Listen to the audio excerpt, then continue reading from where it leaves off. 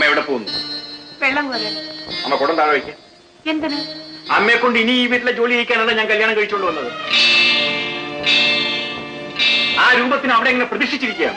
സുരേന്ദ്ര, നീ എന്തായി പറയുന്നത്? രാധക്കുഞ്ഞ് ഏത് കുടുംബത്തിലാണ് ജനിച്ചതെന്ന് നീ മറക്കരുതേ. അയ്യോ, കുഞ്ഞോ?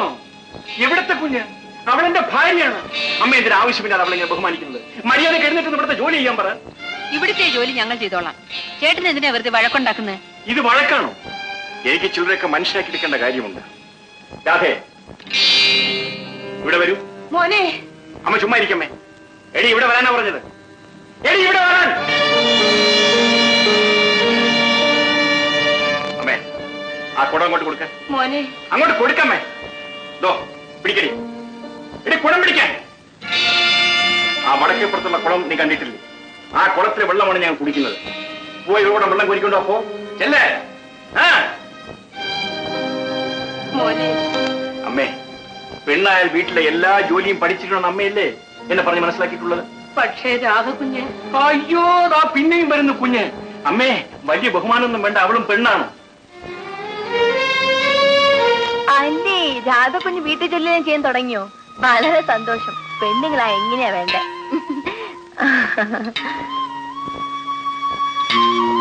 അയ്യോ, എന്റെ പൊന്നുമോളെ, നീ വെള്ളം കോരണ്ട. ആ കുടങ്ങിതാ. വേണ്ട, ഞാൻ കോരിക്കോളാം. സുരേന്ദ്രൻ ഒരു പ്രത്യേക സ്വഭാവക്കാരനാ. അവൻ പറഞ്ഞതൊന്നും എന്റെ മോള് കണക്കാക്കണം. വേണ്ട വേണ്ട, നിങ്ങൾ എല്ലാവരും കൂടി എന്നെ അപമാനിക്കുകയാണ്. അയ്യോ, എന്റെ പൊന്നുമോളെ, നിന്നെ ഞങ്ങൾ എന്താ അപമാനിക്കാനാ? മോള് വീട്ടിലേക്ക് വാ. നിങ്ങളുടെ വീട്ടിലേക്കോ? ഞാൻ എന്റെ വീട്ടിലേക്ക് പോവാ. രാധേ, രാധേ.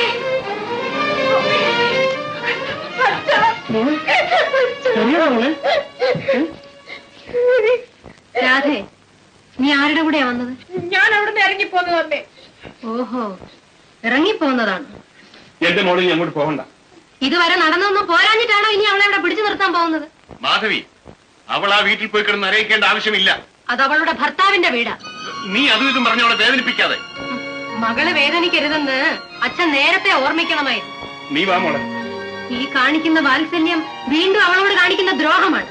പിന്നെ അവളെ ഇവിടുന്ന് ഇറക്കിവിടണമെന്നാണോ നീ പറയുന്നത്? അവൾ ഭർത്താവുള്ളവളാണ്. അവന്റെ അനുവാദത്തോടു കൂടി മാത്രമേ അവൾ ഈ വീട്ടിൽ വരാൻ പാടും. ആ തെണ്ടിയുടെ അനുവാദം ഇല്ലാതെന്നുകൊണ്ട് അമ്മയുടെ തറവാടുത്തോളം കൂടെ ആകെ തകർന്നു പോയില്ലേ? ആഹാ, രാധേ, നീ അങ്ങോട്ട് പോകണ്ട. പോകണ്ടെന്ന് പറയാൻ നീ ആരാടാ? അവൻ പറഞ്ഞാൽ എന്താടി? അവൻ അവളുടെ സഹോദരനാ. സഹോദരനേക്കാൾ ഇന്ന് അവൾക്ക് വലുത് അവളുടെ ഭർത്താവാണ്. ഭർത്താവ്? അവനിഞ്ഞൊരു വേറെ അന്വേഷണം ഉണ്ട്, ഞാൻ കാണിച്ചു കൊടുക്കാം. നീ വാടി മോളെ.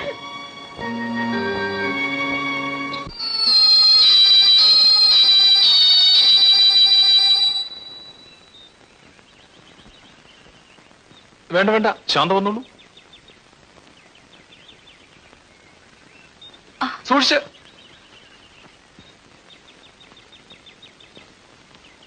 ശാന്തി, എവിടെ പോയിരുന്നു? അമ്പലത്തിൽ.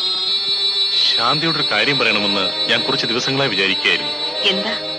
ഏതായാലും നമ്മളിപ്പോ ബന്ധുക്കളല്ലേ? ഞങ്ങളെ ബന്ധുക്കളായിട്ട് നിങ്ങൾ അംഗീകരിക്കുമോ? കഴിഞ്ഞതെല്ലാം മറക്കൂ ശാന്തി. പിന്നെ ബാലൻ നിന്നെ ഉപേക്ഷിച്ചിരിക്കല്ലേ?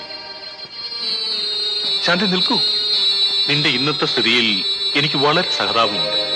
നീ മറ്റൊരാളുടെ ഭാര്യയാണെന്നുള്ള കാര്യം ഞാൻ അത്ര കാര്യമാക്കുന്നില്ല. നിന്നെ എനിക്ക് വളരെ ഇഷ്ടമാണ്. വിവാഹം ചെയ്താൽ കൊള്ളാമെന്ന് ആഗ്രഹവുമുണ്ട്. നീ ആ ചൂളക്കാരനെ മറന്നേക്കൂ. നീ എന്നെ ആട്ടിയില്ലേ? ഇതാരംഭമാണ്.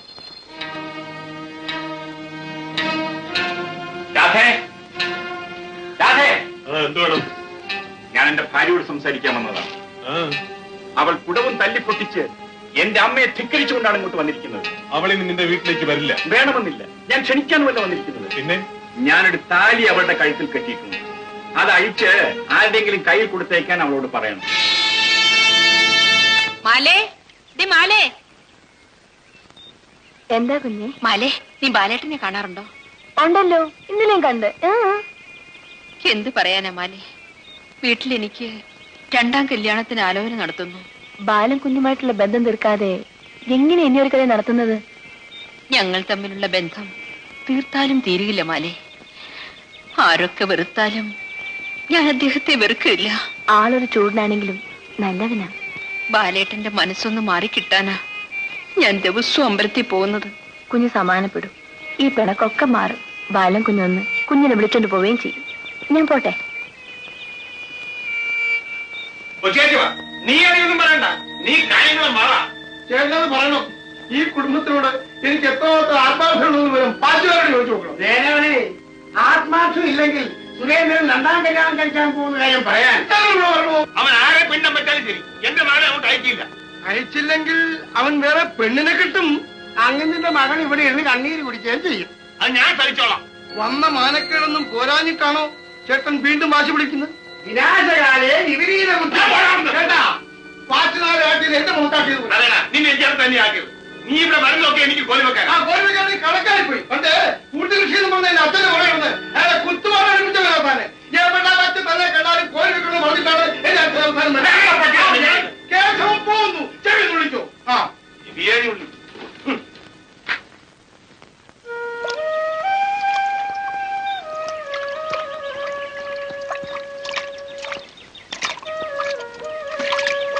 എവിടെ പോയിട്ട് വരിക? കരി വാങ്ങാൻ പോയതാടി. ആ, കരയും കക്കമഴയും നടന്നാ മതിയല്ലോ. എന്താടി? ശാന്തകുഞ്ഞിന് രണ്ടാം കല്യാണം നടക്കാൻ പോവുക. രണ്ടാം കല്യാണം? ആ കല്യാണം നടത്തുന്ന എനിക്കൊന്ന് കാണണം. എന്തോ കാണാനാ? കുഞ്ഞാ പെങ്കൊച്ചിനെ കൊണ്ട് കളഞ്ഞിരിക്കയില്ലേ? ഞാൻ കളഞ്ഞാന്നോടി? അവരെ ഒന്ന് വിളിച്ചോണ്ട് പോയതല്ലേ? അതിന് തല്ലിട്ടല്ലേ അവർ വിളിച്ചോണ്ട് പോയത്? തല്ലിയെങ്കിൽ കണക്കായി പോയി. ആ, അതുകൊണ്ട് തന്നെ ഒരു വരെ കെട്ടിച്ചിടാൻ പോകുന്നത്. ചോണയുണ്ടെങ്കിൽ കെട്ടിച്ചു വിട്ടേ. ഷേടാ, പട്ടിപ്പുല്ല് തിന്നിയേയില്ല, പശുവിനുണ്ട് തീറ്റിക്കുകയില്ല എന്ന് പറഞ്ഞ പോലെയാണല്ലോ. നിർത്തടി. ഞാനേ ആരുടെ എരുത്തില്ലല്ലേ കിടക്കുന്നത്. അവിടെ ആങ്ങളെ എന്നെ കൊണ്ട് മാപ്പ് പറയിപ്പിക്കാൻ നടക്കുക. നമുക്ക് കാണാം ആരാ മാപ്പ് പറയുന്നതെന്ന്.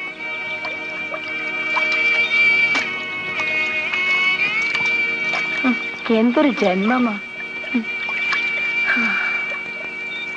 താലി കെട്ടിയവൻ ആരായിരുന്നാലും അവൻ പറയുന്നത് അനുസരിച്ച് ജീവിക്കണം. അതുകൊണ്ട് നീ നിന്റെ വീട്ടിലേക്ക് പോ. ഞാൻ പോവില്ല. അതൊരു വീടാണോ? എടി, ചെന്ന് കയറിയിടം കൊലമാടമാണെങ്കിലും അവിടെ ജീവിക്കാൻ പഠിക്കണം. എന്നെ കൊണ്ട് കഴിയില്ല. ഈ വീട്ടിലെ എച്ചിച്ചോറ് തിന്ന് കഴിഞ്ഞ ഒരുത്തിനെ ഞാൻ എന്റെ ഭർത്താവെ അംഗീകരിക്കില്ല.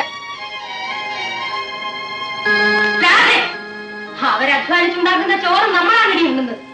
അവൻ എന്താ ഒരു കുറവ്? ഞൊണ്ടിയാണോ? കുരുടനാണോ? പണമില്ലെങ്കിലും അവൻ പൗരുഷമുള്ളവനാണ്. അമ്മ എന്ത് പറഞ്ഞാലും ശരി, ഞാൻ പോവില്ല. നീ പോകണ്ട. പക്ഷെ അവൻ കെട്ടിയ താലിയാണ് നിന്റെ കഴുത്തിൽ കിടക്കുന്നത്. നിനക്ക് അവനെ അത്രയ്ക്ക് വലിയ വെറുപ്പാണെങ്കിൽ ആ താലി പൊട്ടിച്ച് അവന്റെ കയ്യിൽ കൊടുത്തിട്ട് നീ ഇവിടെ വന്ന് താമസിക്കും.